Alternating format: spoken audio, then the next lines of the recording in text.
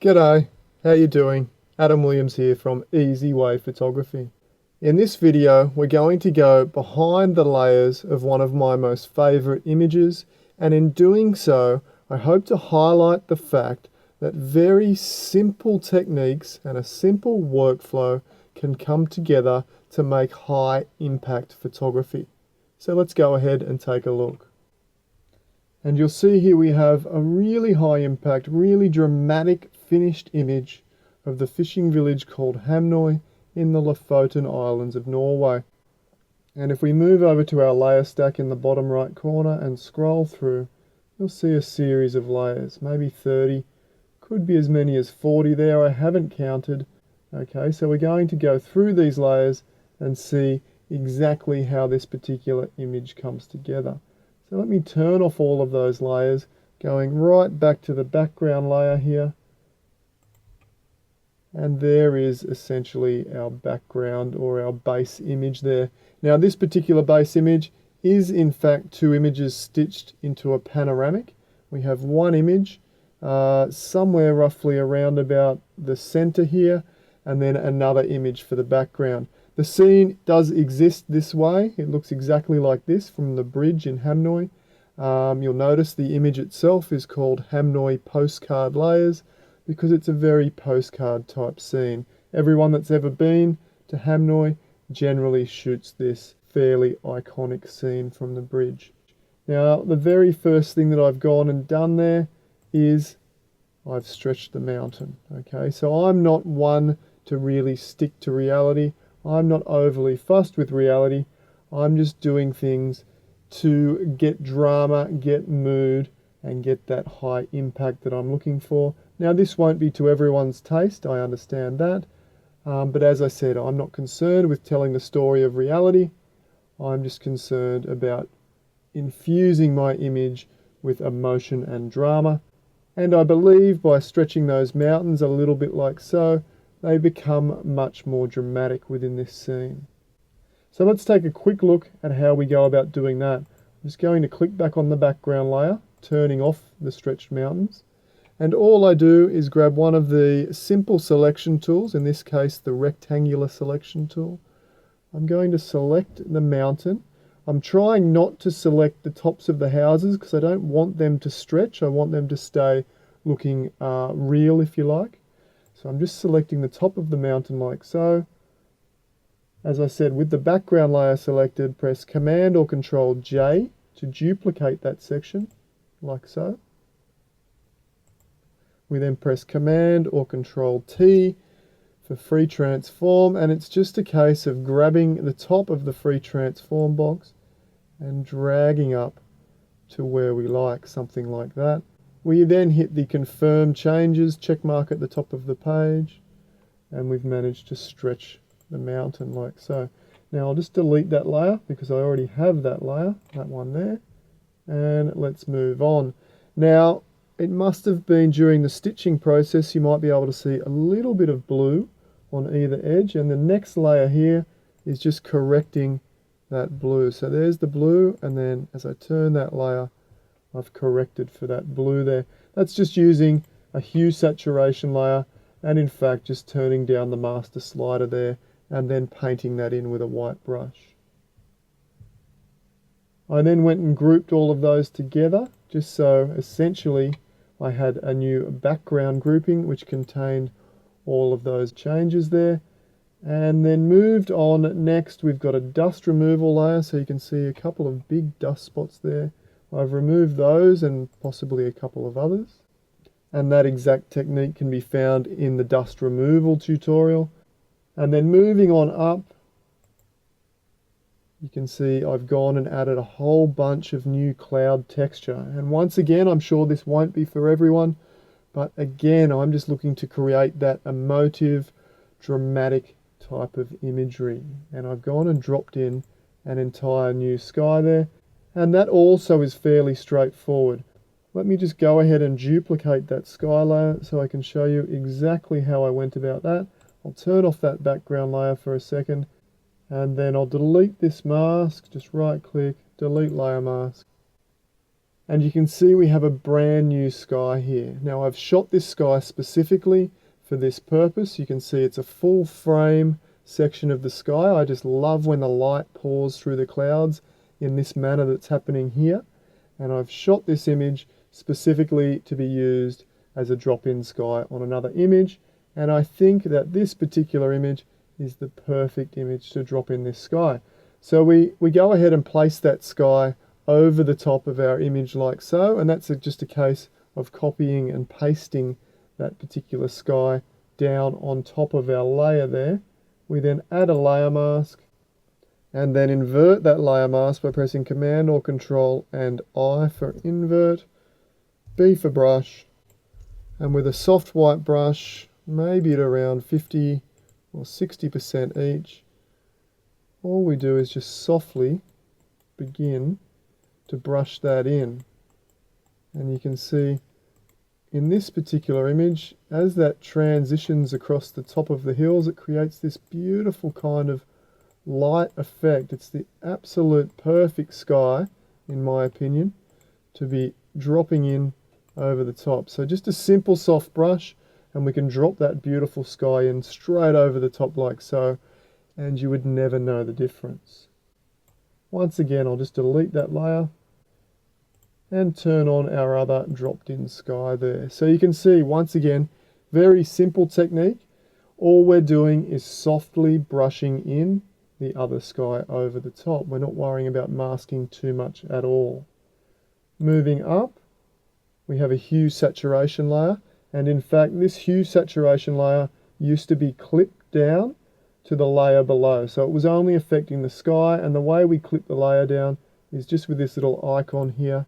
So all this hue saturation layer is doing is desaturating those warm tones out of that new sky and trying to match it into the foreground a little bit better. Moving up, we have a curves layer here, which is darkening the foreground. And again, this is about merging those two layers together so that the sky and the foreground fit together a little better. Okay, so it's probably a little bit dark, but we eventually get there, I think. And then moving to the next, we have a curves layer, just lightening off this bottom corner here a little bit, this bottom triangle here. Okay, so that's just a case of identifying what needs to be done next. And obviously I thought that corner was a little out of balance and a little dark in comparison to the rest of the image. And we've just lightened that up ever so slightly there. Moving up, another curves layer. You can see we have a darkening layer there. And we're beginning to balance, again, some of the lighter areas in the image. Okay, so bringing that image together and balancing those tones. Another curves layer. Once again, you can see in the properties panel, slightly darkening. And again, darkening and balancing those tones in the foreground. So you can see we're about 6 layers in. And basically all we've been doing is specifically adjusting the color issues. So we had a few color cast issues that we adjusted via these hue saturation layers. And beyond that, all we've been doing is using a curves layer to specifically adjust the brightness levels of the image in different areas. We move along, we have another curves layer. You can see again, we're essentially just adjusting the brightness. We've used 2 points on the curve this time. Let's turn that one on. We're adding a little bit of brightness. So just ever so slightly adjusting those brightness levels, mostly around the island and those fishing huts there, you can see. Moving on, again, another very subtle brightening adjustment to this area here. Just very subtle adjustments to the tops of those rocks there. Moving along, we have a slight darkening adjustment to the water there. Okay, so adding some drama to the water by darkening that water down. Moving along, we're brightening some areas once more. Okay, just some very subtle brightening adjustments. Moving along, we have a black and white adjustment. You'll notice the black and white layer is in the luminosity blend mode. And what that is actually doing is adjusting the brightness levels of the red huts Now let me turn that off and go ahead and place a black and white layer into my workflow, and you can see it changes the entire image to a black and white image. That makes perfect sense.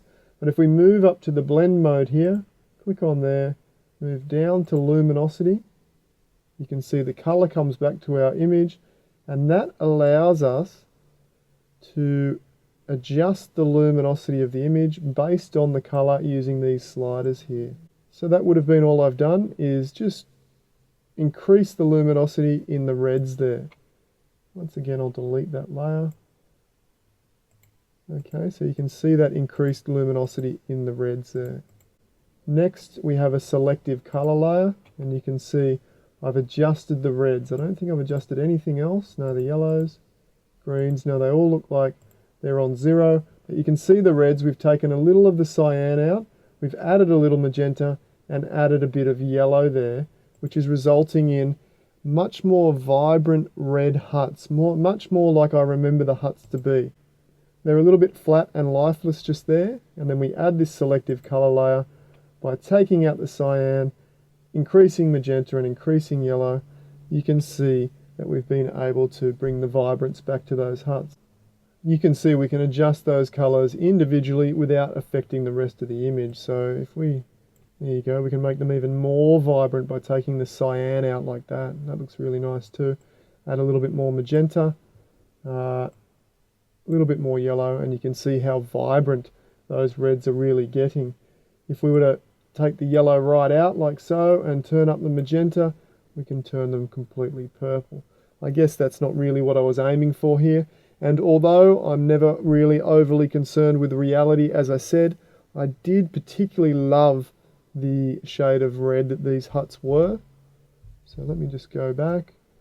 That's pretty much where I was, and you can see before, and then click that selective color layer on, just a little bit more vibrance, and to me, much closer to the color that those huts actually were. Moving along, another simple curves layer, just darkening down. Again, darkening down that right-hand area of the huts. Moving up to the next, we have a solid color layer in soft light blend mode, which is adding some warmth to this central island area. Moving along, another curves layer, again just brightening up ever so slightly some areas there.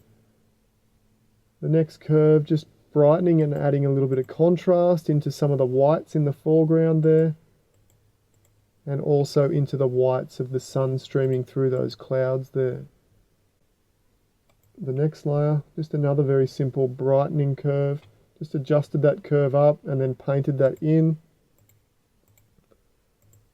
Just removing a little bit of the dark vignette from the top and some of the darkness from the foreground there. This particular layer here, layer 4, is a stamped up copy layer. So I've merged up all of the layers below into this one layer. So you can see I can now turn off all of these layers below and nothing happens. The reason I've done that, and the way we do that, I can go ahead and delete that layer there. And what we do is, with the top layer selected, when we're ready to do a merge up, we press Command, Option, Shift and E, and on a PC that is Control, Alt, Shift and E, and that will take all the information of the layers below and turn that into one merged up copy layer, this layer 9 here. Now the reason I've done that for this particular image will make sense when I click on the next layer there. Okay, so I've compressed the foreground. Okay, I felt the foreground was a bit stretched via the perspective of the lens I was using. It looks a little stretched and a little warped. So I've merged up all of those layers below, and we basically do the same technique we used for stretching the mountains in reverse.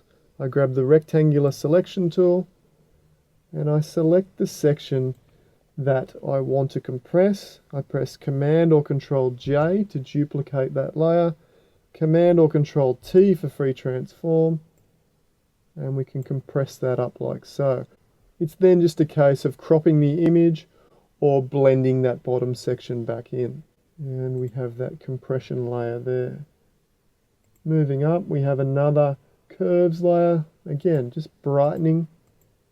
It's giving us that beautiful light effect over the island here, like that light streaming through the clouds and really lighting up those fishing huts there. You can really see this image starting to come together now, with all of these fine subtle adjustments beginning to make quite a difference. The next layer up, you can see we've done some warping there. Okay, so this is probably the most complicated technique of the entire workflow, and it's not really that complicated, I guess. It's just a little tedious to make it work. So let me just turn that off. Once again, we press Command-Alt-Shift-E, which will merge all of those layers into one copied layer. Now we have that one copied layer, and the reason I'm doing this, you might be able to tell, a few of these buildings are quite warped, and probably from the stitching in the very beginning, they've been considerably warped. You can see a lot of the lines, which should be completely vertical, are tilted one way or the other. And potentially I should have corrected this right at the very beginning. However, for whatever reason, I haven't, and we can go about correcting that now. So we've merged all of those layers into this one copied layer. Again, we can just choose one of the fairly simple selection tools. And we select that affected area like so. We press Command J to duplicate, and then Command T for free transform, and we can begin to straighten these up. Now with free transform, if we hold down Command on a Mac or Control on a PC, we can move the corners independently. Okay, like so. And we can then grab a ruler from the side here. Okay, so those corners are now pretty good. That's not bad. And these ones are starting to drift in the other direction now. So what I need to do is hold down Command on a Mac or Control on a PC and squeeze in this side a little like so. And then just check again.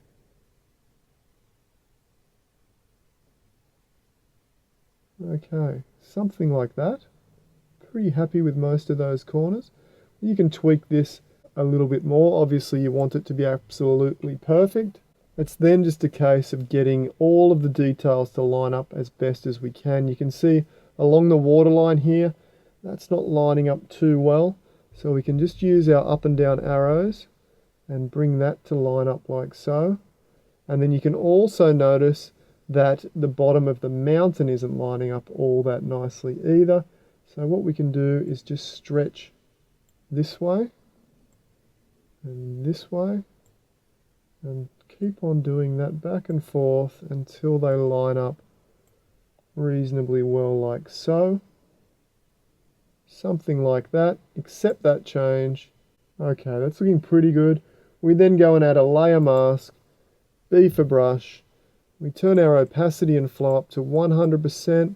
I like to use my hardness level at around 85 to 90% when doing this kind of detail blending. We change our brush to black, and then it's just a case of zooming in.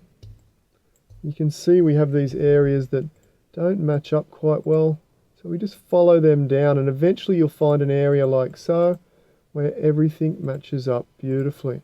And it's just a case of going around the entire edge and just making sure that we don't have any mysterious details or obvious double up details poking through. Okay, so that's looking pretty good. We have an area here.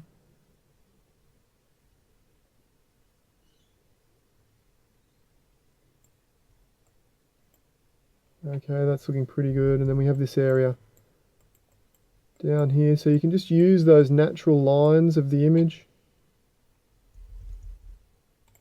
And then as we get back into this soft water area, we can change our brush back to a softer brush like so. Okay, I think you get the point. And you can see we have a much more distortion-free image there. Once again, I'll delete that layer, and you can see there's the other version there. The next layer up is a photo filter, so a color filter. Click on that, we can see it's the cooling filter number 82. We turn that on and you can see that has a dramatic effect of the feeling of this image. Makes the image really cold and really icy, and really, to me, gives the viewer that sense of the temperature and the feeling it was like being there. Moving along, another simple brightening curves layer. This time brightening up some of those dark edges. Okay. Another simple curves layer here. Just darkening down a lot of the image. So you'll see a lot of that back and forth. We have another darkening layer. Okay, so adding some drama.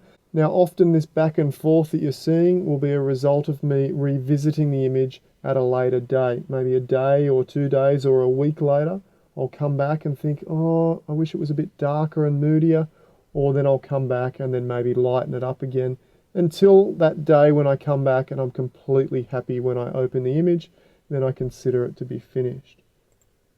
Moving up, we have a hue saturation layer. And if I turn that on, you can see it's taking a little bit of the blue out of the sky in particular. If I select the blues, yeah, there you go. You can see I've adjusted the blue saturation down, and then via the mask, painted that into the sky. Next one up, we've just brightened up with a curve. Okay, just globally, the entire image brightened up. Another curve, brightening again. Okay, just removing some of those dark edges from the foreground. Again, another simple brightening of the foreground. Just very subtle there. Darkening a couple of patches here. Okay, just getting some balance in the tones of the water there. You can see it's a little blotchy. And then they're darkened out there. And then the very last layer, we have another simple brightening layer painted in with that soft brushwork. And you can see just ever so slightly brightening up that image. Now, although this is the finish point for this particular image, on revisiting it right now, I think that it could probably do with another curve. We'll just darken down, adding some drama, and then use our black brush. So B for brush, switch to a black brush, and just paint in, or paint away some of that darkening effect. So, and all that's doing is adding that little bit extra drama by darkening down the image, and also allowing those houses to stay nice and bright and the feature of this particular image. And there you have the finished image. So if we move back down to the bottom of our layer panel here, and if I hold down the Option key and revert to our background or our starting point, there is the starting point. And generally my philosophy when editing an image is to add light and contrast and color to the areas where I want the viewer's eye to go. Okay, so potentially the huts of the fishing village here and the mountain itself. So think about that, adding light, contrast and color to where you want the viewer's eye to go. And then the finished image looks something like this. And you can see the viewer's eye, with any luck, will be going straight into the beautiful contrast, color and light of the fishing village there, and then also to the contrast and light over the top of this mountain here. I hope you really found this tutorial interesting, and I look forward to seeing you at the next one. Bye for now.